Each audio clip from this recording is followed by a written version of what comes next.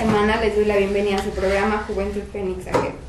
Como es habitual, tenemos grandes invitados. En este primer bloque me acompaña. Muchas gracias, Michelle. Mi nombre es Clemente Guerrero. Soy miembro del proyecto literario Gavroche y director de la revista del mismo nombre. Asimismo, he sido activista a lo largo de mi vida. He fundado la Logia México 7 y actualmente pertenezco a la respetable Logia Simbólica México número 275 en honor a Luis Cataño Morlet. Gracias por acompañarnos el día de hoy. Yo soy Michelle Martínez y bueno, a través del tiempo que se ha transmitido este programa, ustedes han podido observar un poco del trabajo que realizamos los AGEF en México. Pero no somos la única organización de este tipo. En esta emisión hablaremos acerca de una organización que es homóloga al AGEFismo y es la Orden Di Morelli. Empezaremos hablando de la Asociación de Jóvenes Esperanza de la Fraternidad. ¿Cómo es que surge esta asociación? Bueno, para hablar acerca del contexto en el que se da la organización, la Asociación Jóvenes Esperanza de la Fraternidad, se da primeramente por la idea de un ex muy respetable gran maestro de la Gran Logia de Cuba, de nombre Fernando Suárez Núñez. Él, en el cual en el año de 1929 propone a su logia, que se llama Logia Perseverancia, propone la creación de un órgano auspiciado por la masonería que integre a los jóvenes para influirles en ellos la educación moral que da la masonería en el rito escocés y especialmente en Cuba. Sin embargo, dada la situación y el conflicto que existía en Cuba en ese entonces, tras las persecuciones políticas de muchos de los masones, se ve debilitada la masonería en Cuba, y es así como se acepta en la Logia Perseverancia de Fernando Suárez Núñez la creación del órgano juvenil, y después se lleva a la Gran Asamblea de Cuba, el órgano máximo de representación de la masonería cubana, la creación de la Asociación Jóvenes Esperanza de la Fraternidad. Y es así como en el año de 1939, es decir, pasan 10 años de la primera repercusión que tiene Fernando Suárez Núñez en su propia logia hasta 1936, que es cuando la Comisión Dictaminadora de la Gran Logia de Cuba dictamina que en el 39 se empiece a fundar apenas el AGEFismo, y se funda a través de un asilo que tenía una misión filantrópica a la masonería, y es así como se llegan de los hijos de los masones y los niños que ya existían en ese asilo, trabajando dentro de él. Luego, dada la circunstancia que había en Cuba por la persecución política, se empiezan a debilitar los cuadros masónicos y se voltea a ver, dada ese carácter de organización juvenil, para que sea el AGEFismo el semillero de la masonería en Cuba. Es así como recibe el nombre de Asociación Jóvenes Esperanza de la Fraternidad. Quisiera hacer énfasis en este entablado, que es Esperanza de la Fraternidad. Dado los principios que maneja Fernando Suárez Núñez en la liturgia y en los documentos que son para todo el público, nos marca que la esperanza de la fraternidad no es solamente de la fraternidad masónica, sino también de la fraternidad universal. En ese sentido, es así como empieza a surgir la masonería, con esta repercusión social y con esta incidencia dentro de la masonería cubana. ¿Cómo es que llega la masonería, ya me equivoqué? ¿Cómo es que llega el AGEFismo a México? Bueno, existen en diversas páginas y los relatos de los usos y costumbres que han habido en el territorio mexicano, que se dice que llega a través de un beisbolista llamado Martín Magdaleno Diego Llanos. Este personaje, por el intercambio deportivo entre Cuba y México, empieza a crear las primeras voces acerca del AGEFismo mexicano, y es así como empieza, según la historia, a querer entablar la instalación de las logias AGEF en México. Sin embargo, algo que se ha dejado de lado ha sido la participación que ha tenido una figura tan importante como es Juan Pérez Abreu de la Torre, académico de la UNAM, que de hecho él tiene la nacionalidad cubana y conoce incluso a Fernando Suárez Núñez. Incluso en Cuba él mismo tiene de hecho un nombre, una de las calles de Cuba, con el nombre de Juan Pérez Abreu de la Torre, donde se crea un centro intelectual, que él es el verdadero padre del AGEFismo mexicano. ¿Por qué? Porque en ese sentido, él cuando viaja a Cuba trae todas estas ideas, conoce a Fernando Suárez Núñez y se empieza a codear con la intelectualidad cubana. Incluso llega ahí mismo Lorca, y Federico García Lorca, el poeta español, es también uno de los influyentes en el aspecto ideológico del AGEFismo, por la cuestión social. Posteriormente, ya viendo las primeras logias en Veracruz, con la creación de Esperanza número 1 y Fernando Suárez Núñez número 1, se empieza a establecer en Valle de México la jurisdicción para crear las diversas logias AGEF. Entonces es así como, si bien ya existían diferentes logias en Veracruz, es con Juan Pérez Abreu de la Torre, que pertenecía a la muy respetable Gran Logia de Valle de México, como se empiezan a consolidar una estructura nacional dentro del AGEFismo, y es así como empiezan a existir las diversas logias, como es Fernando Suárez Núñez número 1, que es la primera logia y la más antigua, que todavía sigue sesionando en Valle de México. Y aquí hay algo muy gracioso, ¿no? Porque la otra logia por la que se cree más longeva es México Benito Juárez 3, números 3. Sin embargo, no podemos pasar del 1 sin contar el 2. El número 2 pertenece a la logia Calixto Maldonado, que se fundó también aquí en Valle de México y quien da la apertura para que se establezca ya una jurisdicción de Valle de México, de un ajefismo mexicano y tenga las repercusiones dentro del territorio nacional y no solamente las liturgias venidas o la influencia venida de Cuba. Es decir, esta es la comisión quien verdaderamente revisa los textos y quienes pretenden entablar acerca de la gran asamblea, ya de la muy respetable Logia Valle de México, el auspicio de esta asociación. ¿Cuáles son los valores del ajefismo? Bueno, en el texto fundamental que plantea Fernando Suárez Núñez, plantea 4 valores primordiales, que es el amor, la justicia, la esperanza y la fraternidad. Y toda educación que recibe el ajefista va encaminada a estos 4 valores fundamentales, que asimismo forman el acróstico de Asociación Jóvenes Esperanza de la Fraternidad. Hola, soy Michelle Martínez. Los invito a que vean Juventud Fénix AGEF a través de Radio Liberal México.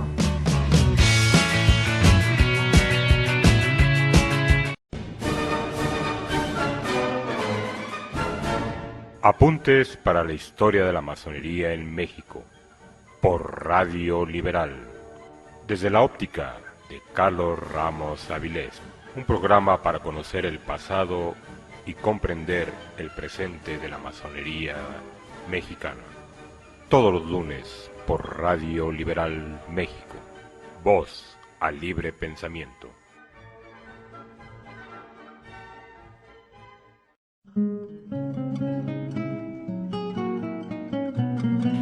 Buenas noches, mis amigos. Soy Sasha Lira y os vengo a invitar a que vean El Rebozos de la Llorona, aquí en Radio Liberal México. Es cuanto. Todos me dicen el negro llorona.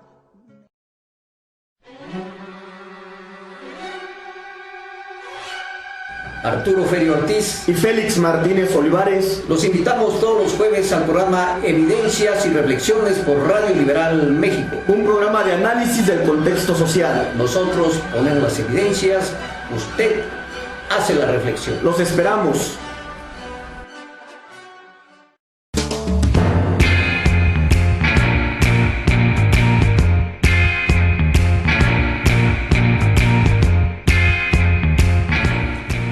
Queridos amigos, mi nombre es Norman Patrón y los invito a escuchar La Discoteca Bipolar, aquí en Radio Liberal.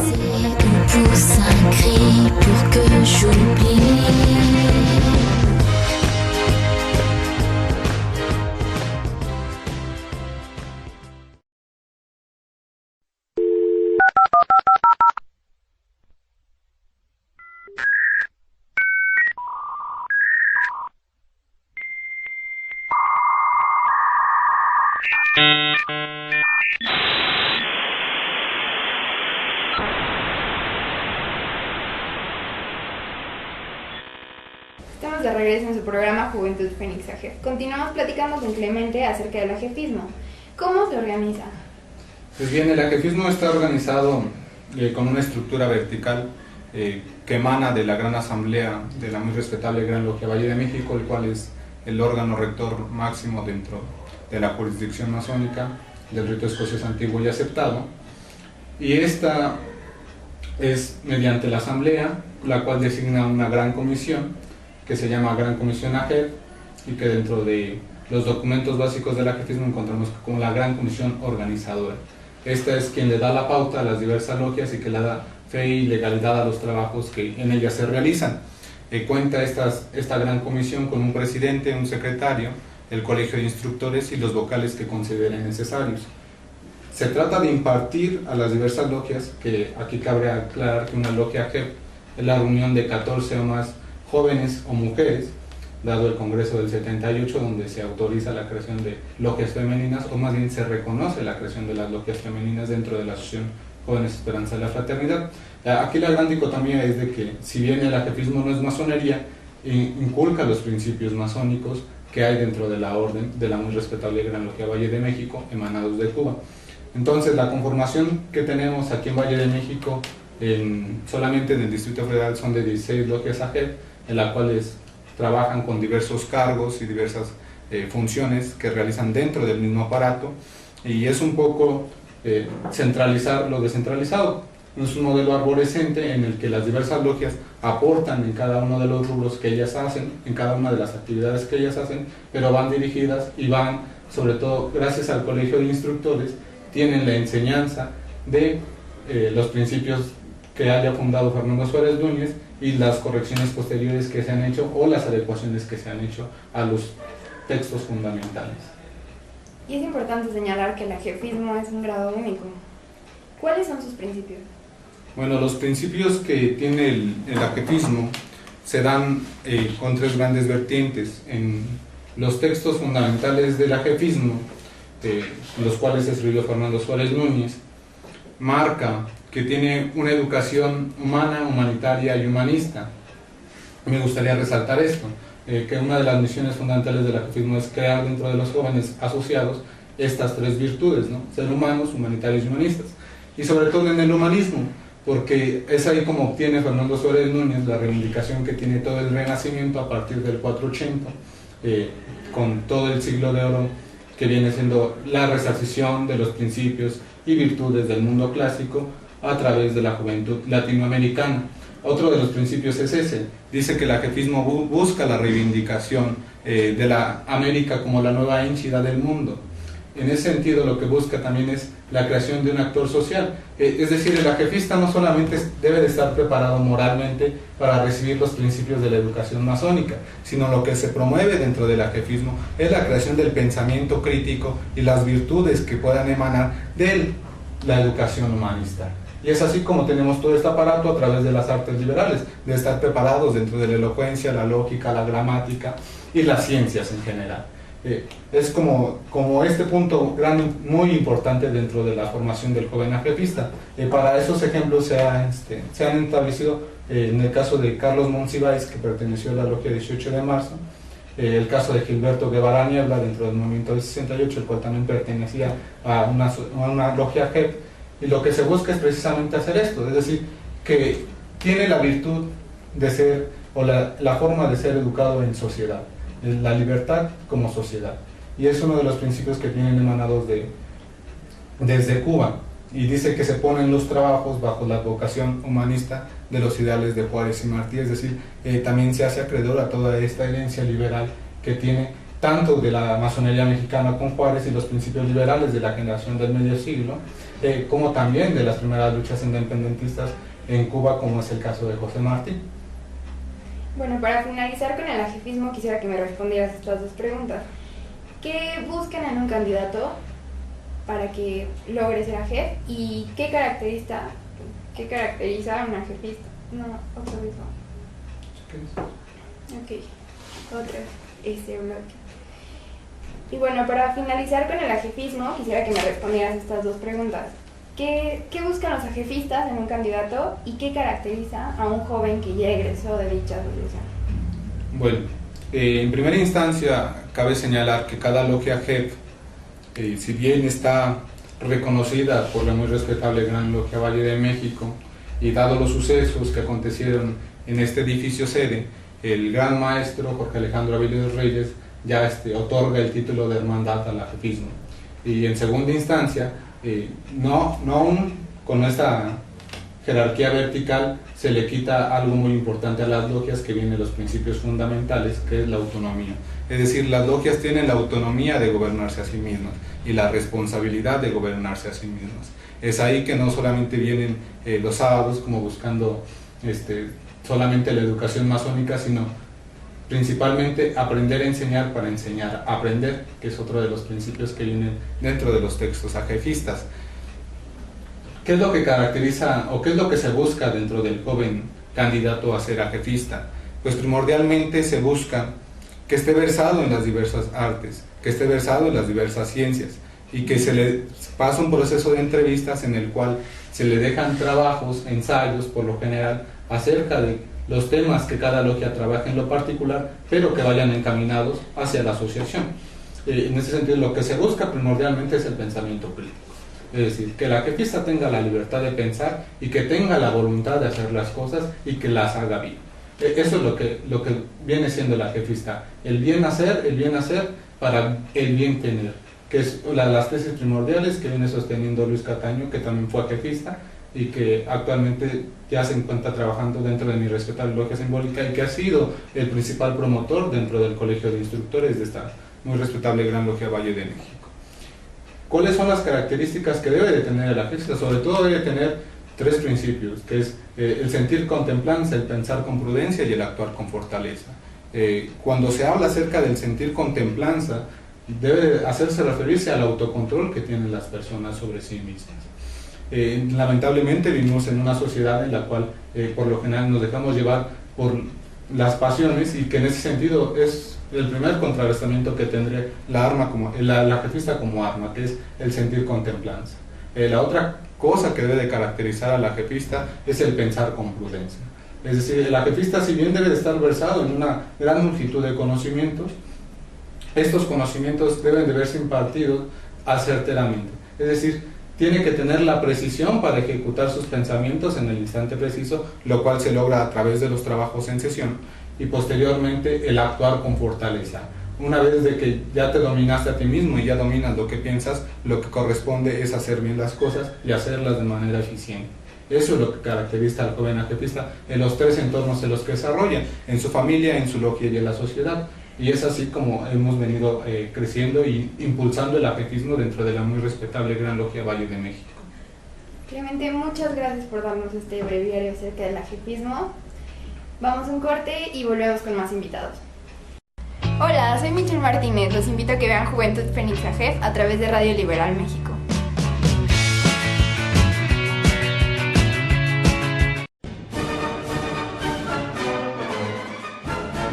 Apuntes para la historia de la masonería en México, por Radio Liberal, desde la óptica de Carlos Ramos Avilés, un programa para conocer el pasado y comprender el presente de la masonería mexicana.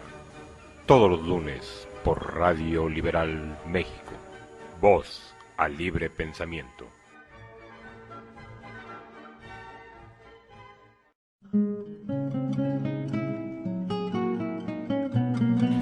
Buenas noches, mis amigos.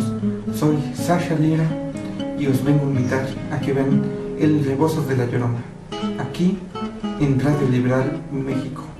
Es cuanto. Todos me dicen el negro llorona.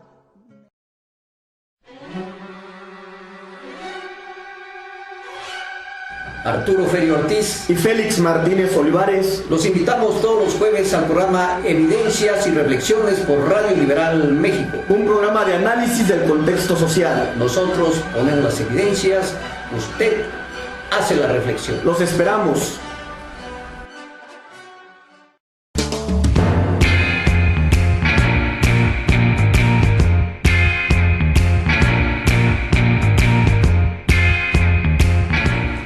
Hola queridos amigos, mi nombre es Norman Patrón y los invito a escuchar La Discoteca Bipolar, aquí en Radio Liberal.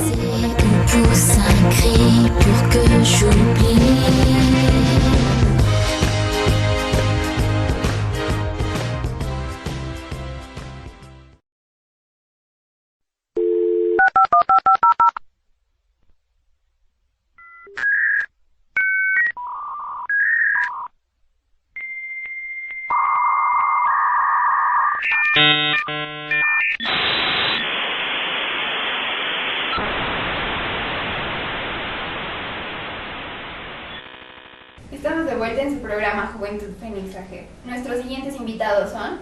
Hola, muy buenas noches. Soy Héctor Manuel Lujambio Valle, asesor del capítulo Dímoli México número 1 y del capítulo Hermes Trismegisto número 5 de la Orden Dímoli para México. Muchísimas gracias por tu invitación. Antes que nada, gracias por darnos la oportunidad de estar aquí.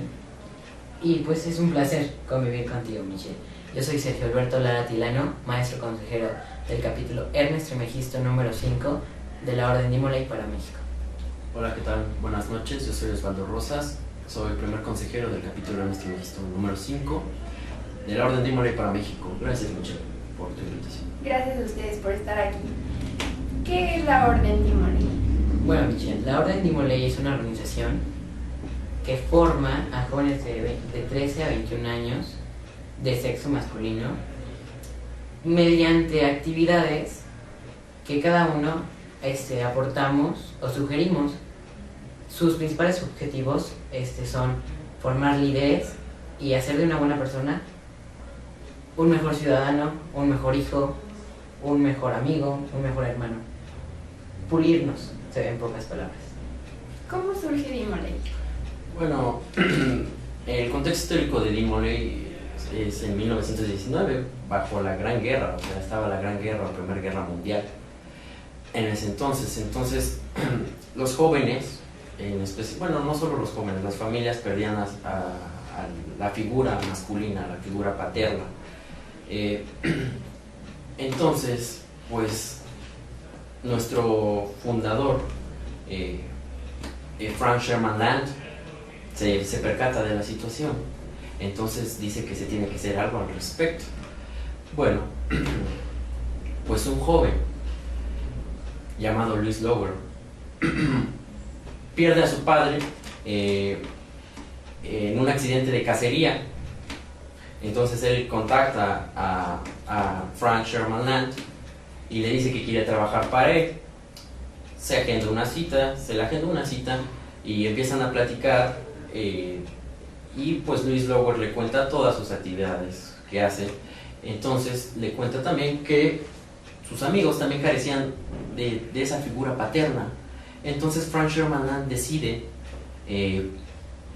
pues reunir a esos jóvenes para que se guíen por el buen camino, por así decirlo, por mejores valores, por más virtudes, y así tener una vida más sana y, como lo dijo aquí Sergio, forjar de hombres de bien hombres mejores, mejores ciudadanos, mejores hijos, etc.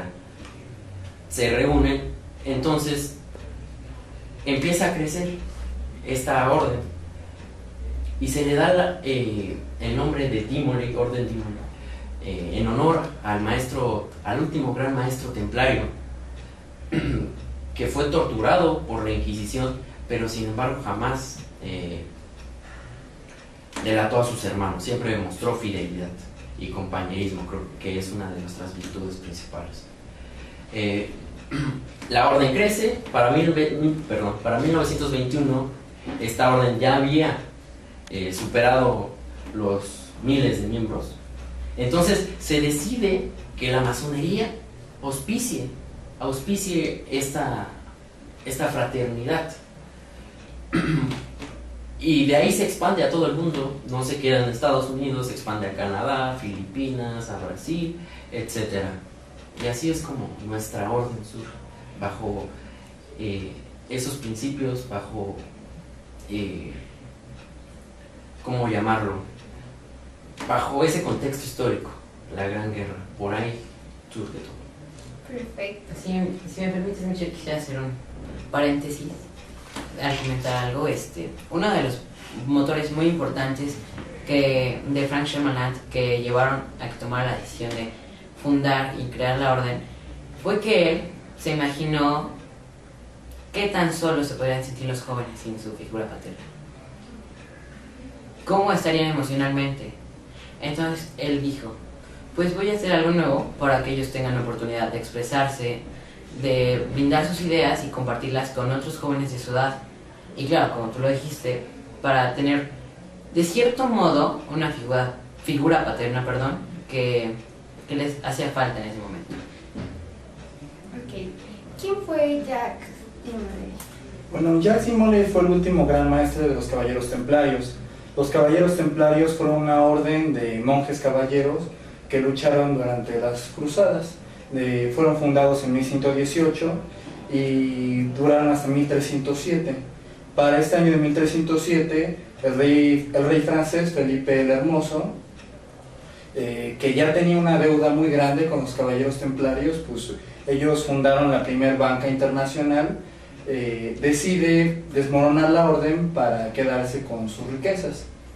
Entonces, bueno, él fragua todo un plan y que se culmina el viernes 13 de octubre de 1307, cuando arrestan a su gran maestre Jacques Imolay junto a más de 100 templarios. Ellos durante 7 años fueron torturados, muchos murieron en el proceso. Sin embargo, bueno, lo que él deseaba obtener eran los secretos de dónde estaban los demás templarios que habían escapado y dónde estaban las riquezas que ellos custodiaban. Esto sucede también con ayuda, de alguna forma, del Papa Clemente V, quien da su consentimiento de que sean sometidos a las torturas de la Inquisición. Finalmente, Jacques Imolay no revela el paradero de sus compañeros, ni revela tampoco dónde estaban las riquezas. Entonces, es sentenciado a morir en la hoguera. Como es por esta razón, se toma como un ideal de nobleza, de fidelidad, de lealtad, de compañerismo, y hasta la muerte, ¿no? Que es una de las cosas más importantes, y también un ejemplo de lo que es la tolerancia, ¿no? de ideas, de todo esto. Entonces es por eso que a Jacques Imolay se le toma como patrono de la Orden de Imolay, y por eso lleva su nombre. Bueno, ya nos hablaron un poco del contexto histórico, pero el contexto histórico universal, más bien, ¿cómo surge? Pero ¿cómo llega la Orden de Imolay a México? Bueno, en la década de los 70 es traída a México y se funda el primer capítulo, que es Tenochtitlan número 12, auspiciado por George Lanoche. Este capítulo, bueno, dura alrededor de una década, pero por circunstancias adversas se cierra, lo cierran definitivamente.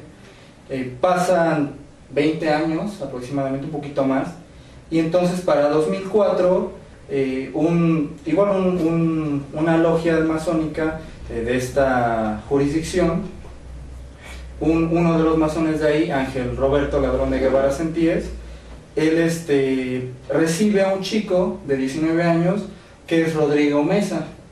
Entonces él llega solicitando ser masón.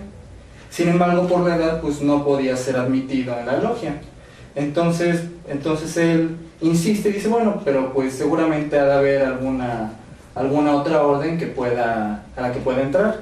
Entonces Ángel, que es conocido aquí como el Dad Ángel, por ser el fundador de toda la orden en México, le dice, bueno, yo hace un tiempo leí de una orden que se llama Imolay y que trabaja de esta y de esta forma. Entonces se ponen de acuerdo y empiezan a trabajar entre ellos dos, y pues poco a poco fueron jalando candidatos, y al igual que con los 9 primeros fundadores de Imolay original, la Orden de Imolay se funda en México con 9 fundadores originales. Empezó esta orden, por muchos años fue solamente un capítulo, el capítulo de Imolay México número 1 en Cuernavaca, Morelos, pero posteriormente se fueron abriendo el capítulo Hugo de Páez número 2 en Oaxaca, el capítulo Club de Imolay Guadalajara número 3 en Jalisco, en Guadalajara, Jalisco, el capítulo Sócrates número 4 en Querétaro, y el capítulo que ahorita te acompaña, que es el capítulo Hermes Trismegisto número 5. Ahorita la Orden de Imolay está a punto, bueno, el próximo año está a punto de cumplir sus 10 primeros años, y bueno, entonces esa es la historia de cómo llega a México, por deseo de un joven, Rodrigo Mesa, y por la acción de Ángel Ladrón de Guevara Sentíes. Ok, ¿qué les parece si vamos a un corte y continúan hablándonos un poco más acerca de eso? Vamos a un corte. Hola, soy Michelle Martínez. Los invito a que vean Juventud Fénix AGEF a través de Radio Liberal México.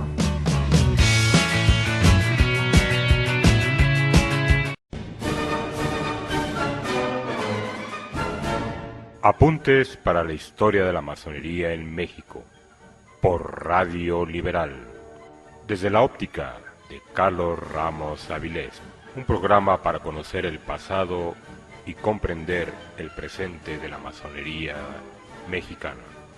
Todos los lunes por Radio Liberal México. Voz al libre pensamiento.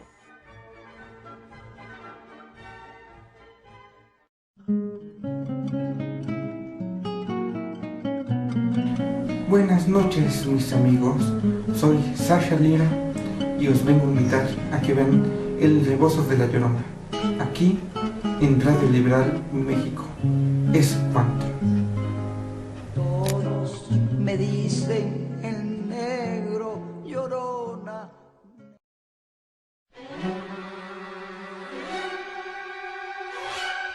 Arturo Ferio Ortiz y Félix Martínez Olivares. Los invitamos todos los jueves al programa Evidencias y Reflexiones por Radio Liberal México. Un programa de análisis del contexto social. Nosotros ponemos las evidencias, usted hace la reflexión. Los esperamos.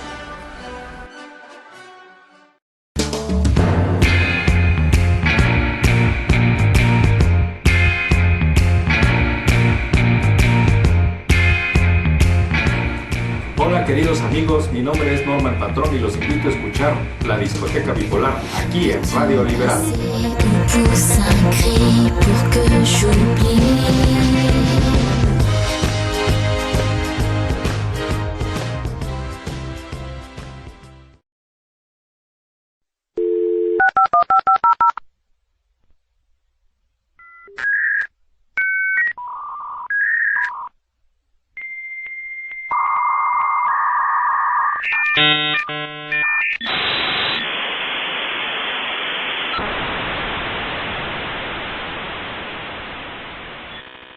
Estamos de vuelta en su programa Juventud Fénix AG, hablando acerca de la Orden Dimoley. ¿Cómo se organiza? Bueno, pues la Orden Dimoley se organiza por capítulos. Cada capítulo decide qué hacer en sus actividades, o sea, no se la tiene que pasar en debatiendo, como normalmente se hace.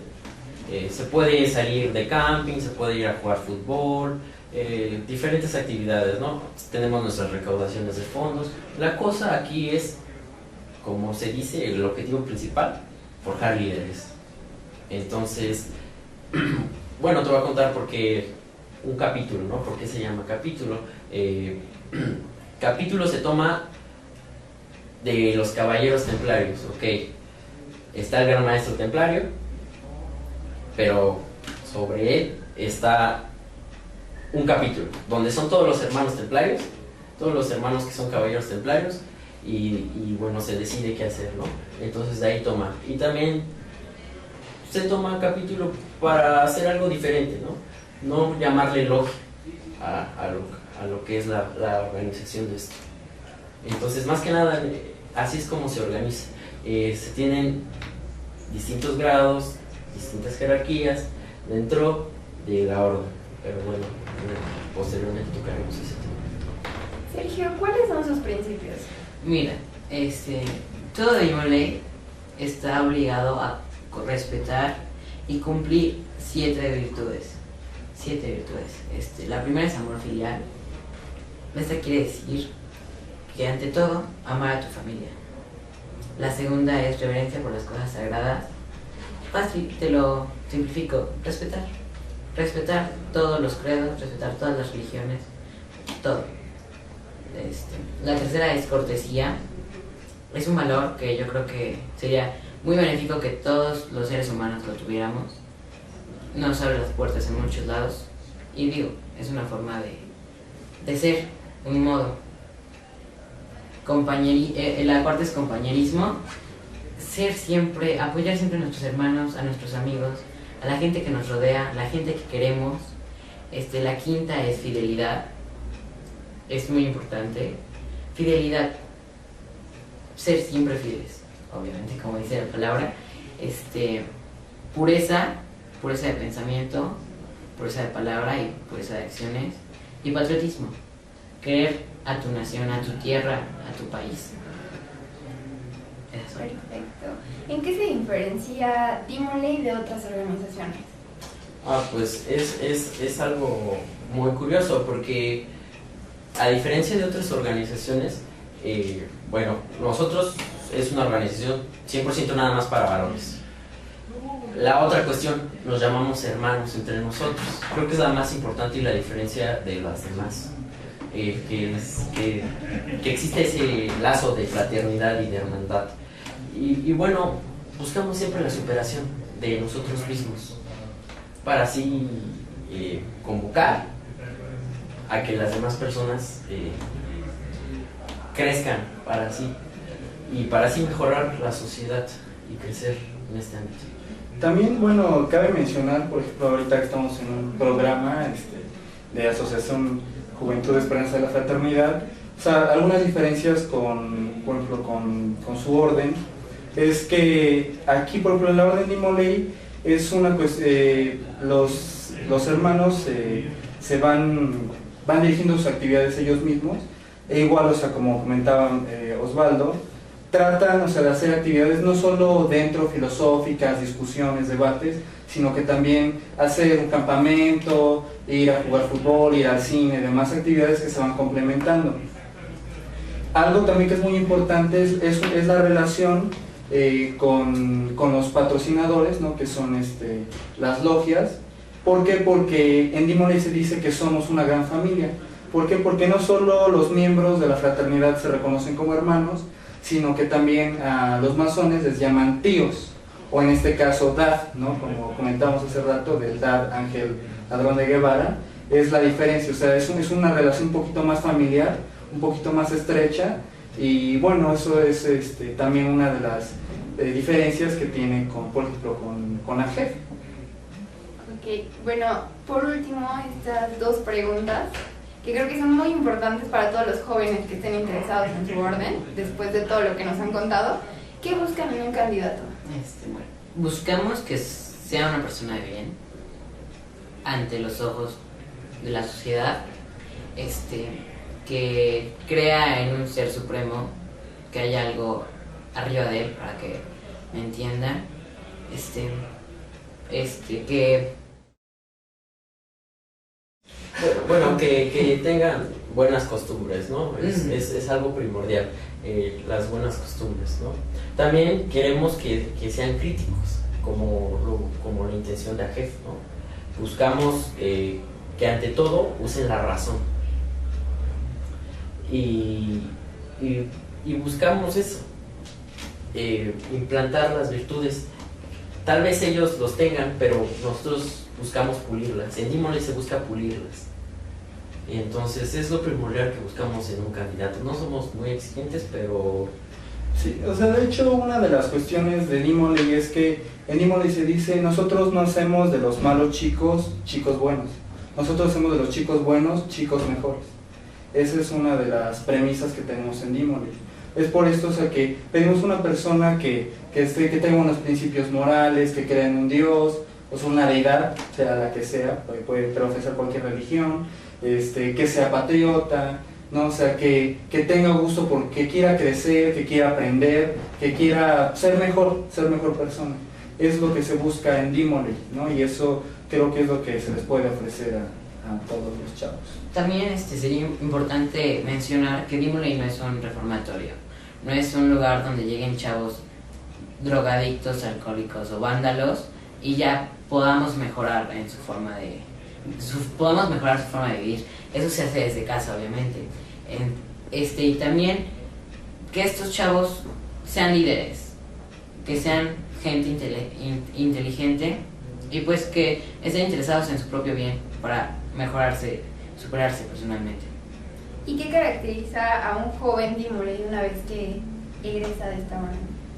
Bueno, te lo puedo decir por experiencia propia. Un joven Dimolei sale de la organización como un mejor hermano, un mejor amigo, un mejor hijo. ¿Por qué? Porque aprende a ser cortés, o sea, las 7 virtudes ya las tienen dentro, ya las practican. ¿Esto qué significa? Que van a ser corteses con las demás personas.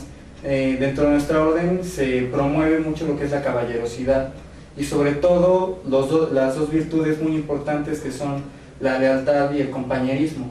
Entonces, con estas dos de ser leal a tus principios, ser leal con tu familia, con tus amigos, con lo que tú crees, ese principio y el de ser compañerismo, el del compañerismo, el de ser compañero de todos, el de cooperar, el de ayudar, el de luchar junto con los demás.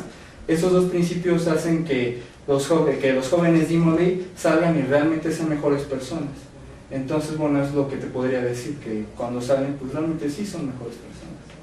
También hay un lema de la orden que dice que para ser Dimoley es para ser útil a la sociedad no es necesario ser un Dimoley. Para ser un Dimoley es necesario ser útil a la sociedad. Sí, precisamente esa frase iba a mencionar. Bueno, muchas gracias por estar aquí el día de hoy. Les recuerdo que este es su programa, cuando ustedes quieran volver. Muchas gracias. Tienen las puertas abiertas. Y bueno, nos vemos en otra emisión de Juventud Fénix.